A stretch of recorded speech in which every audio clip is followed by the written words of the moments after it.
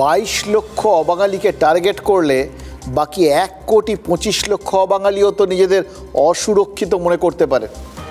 এতে একদিকে যেরকম ওই তারকেশ্বরে অবাঙালি তীর্থযাত্রীর সংখ্যা কমে ওই বাঙালি দোকানদার থেকে পাণ্ডা পুরোহিতদের পেটে লাথি পড়তে পারে, তেমন তো আবার তৃণমূলের ভোট ব্যাংকেও আঘাত লাগতে পারে। কারণ অবাঙালি ভোট ব্যাংক সেটা তো কম নয় এই বাংলায়। আর সেই কারণেই তো সরকার ছট পুজোয় সরকারি ছুটি দেয়। এই কারণেই অবাঙালিদের প্রত্যেকটা উৎসব পার্বণে তৃণমূলের নেতা মন্ত্রীরা হাজির থাকেন।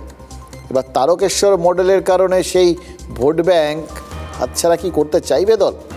কারণ দিনের শেষে যতই ওই বাঙালি অস্মিতা থাক না কেন, খোদ মুখ্যমন্ত্রীও তো বারবার বলেন যে বাংলায় থাকা 1.5 কোটি অবাঙালিও আমাদের ভাই বোন। এই ভাই বোনের মধ্যে তারকেশ্বরের দোকানদার যে ছিলেন না, সেটা অবশ্য আজ ক্লিয়ার হয়ে গেছে। বাকিটা সেটাও ধীরে ধীরে নিশ্চয়ই ক্লিয়ার হয়ে যাবে, জানেন তো। বাংলায় কথা বললেই পরিযায়ী শ্রমিকদের ওপর অত্যাচার হচ্ছে। আমার এখানেও মনে রাখবেন, যারা অত্যাচার করছেন, আমাদের এখানেও 1.5 কোটির ওপর পরিযায়ী শ্রমিক কাজ করে।